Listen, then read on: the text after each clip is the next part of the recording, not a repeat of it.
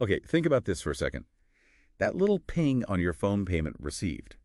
It happens all the time, right? Splitting dinner, a Hmm. friend paying you back, stuff like UPI makes it so easy. Mm.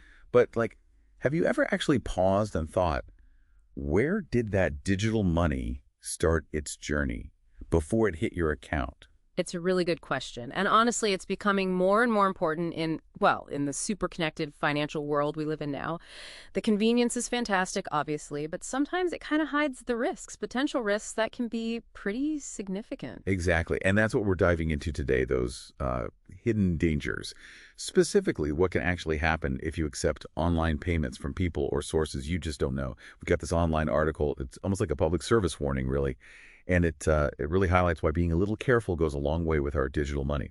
So our mission basically is to unpack this, help you understand the traps, the potential pitfalls, and crucially, give you some, actionable steps to protect yourself. Right. So let's start with the core problem, the hidden danger.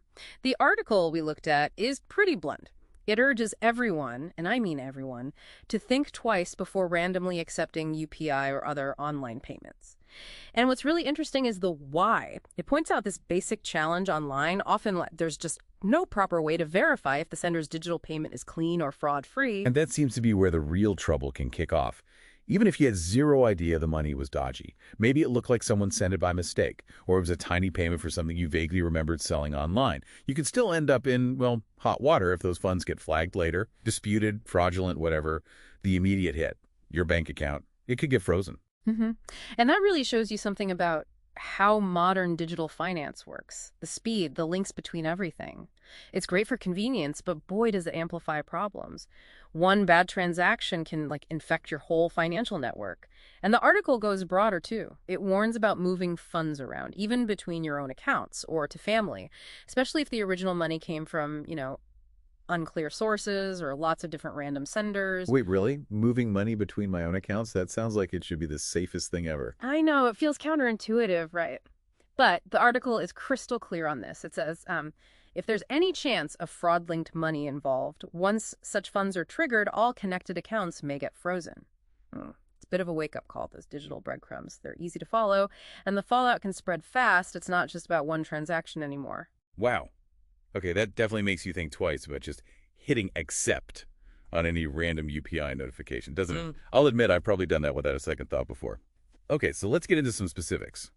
Situations that should ring alarm bells. The article really stresses the danger of taking, say, a UPI transfer from a stranger in exchange for cash. Why is that so bad? Yeah, that's a classic red flag because you have absolutely zero visibility into where that digital money came from. None. It could be dirty money, proceeds from crime.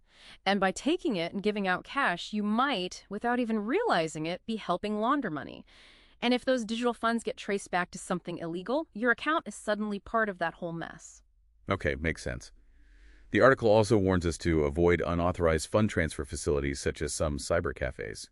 The ones where maybe the owner just uses their personal account to send and receive money for customers without being properly registered. What's the big deal there? Well, those places often operate completely outside the rules. No proper checks, no real verification of who's sending what or where it came from. Like the article says, you never know the source of funds in these cyber cafes or how many people's money is being routed through their accounts. That creates a huge risk. You could easily end up with disputed money trails leading right back to you. Interesting. It also brings up risks with unregulated trading apps, online games involving money, things like that. It says these can create issues with credit transactions and even, again, lead to frozen bank accounts. And apparently, many individuals have already suffered due to such untraceable or questionable digital activities.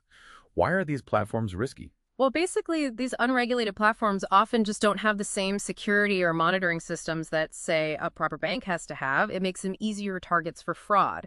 And the money moving through them, it can be really hard, sometimes impossible to trace properly, which leaves you, the user, incredibly exposed if things go wrong. Okay, so knowing all these potential problems, what can we actually do? What are the concrete steps to, protect ourselves? The article does give some practical advice, starting with something maybe obvious, but crucial: keeping records. Absolutely crucial. Yeah, the article really hammers this point home. Keep records of every digital transaction. That means holding on to receipts, agreements, bills, or any kind of supporting documents, whether it's personal stuff or business. That paperwork can be your lifeline if you ever need to prove a transaction was legitimate. And they keep coming back to this point. Only use registered and regulated services for online money transfers or receiving payments. It seems basic, but maybe easily forgotten. It is basic but vital. Sticking to the known authorized platforms means you benefit from their security, their ID checks, their monitoring. It's just a much safer environment. Right. Now let's imagine the worst case. You tried to be careful, but boom, your account gets frozen anyway. It happens. The article has some advice for that stressful situation. First thing, don't panic, stay calm. Yeah, staying calm is key. Freaking out won't help. The advice is pretty clear. Follow the proper legal process. And seriously, consider getting legal advice. Professionals can guide you through getting the account unfrozen. It also suggests being proactive, like submitting your supporting documents, those records we talked about, directly to the police station that handled the complaint. That sounds smart. It is. Giving the investigators clear proof of legitimate transactions right away can definitely help speed things up, get the situation resolved faster. And a really strong warning. Never, ever offer or pay bribes to anyone official. Just don't go there. Absolutely not. That's a dangerous path. You need to trust the legal process, not try unethical shortcuts. Bribery can land you in even deeper legal trouble, and it won't actually fix the original problem anyway. Good point. The article also brings up protecting our personal info. It specifically warns about sharing things like Aadhaar, PAN card, bank statements through WhatsApp. It says WhatsApp is not a recommended medium. Why this specific warning about WhatsApp? Well, look, WhatsApp is convenient for chatting, but it wasn't built for securely sharing super sensitive financial or identity documents. That's not its purpose. There are risks. Data breaches can happen, identity theft. That info could be misused if it gets into the wrong hands. You should always use secure official channels or purpose-built platforms for that kind of data. Okay. And finally, if your account is frozen, how should you handle communication? Especially with whoever made the complaint. The advice is limit contact and avoid informal chats like internet calls or app messages. Stick to things like standard phone calls, SMS, email, registered post, things that leave a trail. Exactly. It's all about having a formal, auditable record of any communication that needs to happen.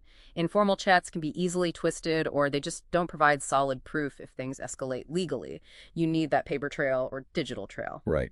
So as we kind of wrap this up, the article leaves us with this quite powerful thought. Every move in the digital world leaves a footprint. It urges us all to be more aware of our digital fingerprint. That's a really key takeaway, I think. Our online money stuff, it's not invisible. It creates data. And we just need to be more conscious about the implications of every single transaction's sending or receiving. Yeah. The main message seems pretty clear. Just be careful. Be aware when you accept online payments. And, while we can't change past actions, the article has this encouraging bit too. It reminds us you can take control of your present, and the decisions you make today will shape your habits tomorrow. That's a great way to put it. It's empowering, really. It's about learning from these potential risks and just making smarter choices going forward in our, increasingly digital financial lives. Absolutely. And maybe that leads us to a final thought for you listening. Given how much we rely on digital payments now, what are the sort of bigger questions here? About trust, about responsibility in this digital economy. Maybe think about those invisible trails our money leaves online and how we can all be a bit more mindful of the digital footprint we're creating every day.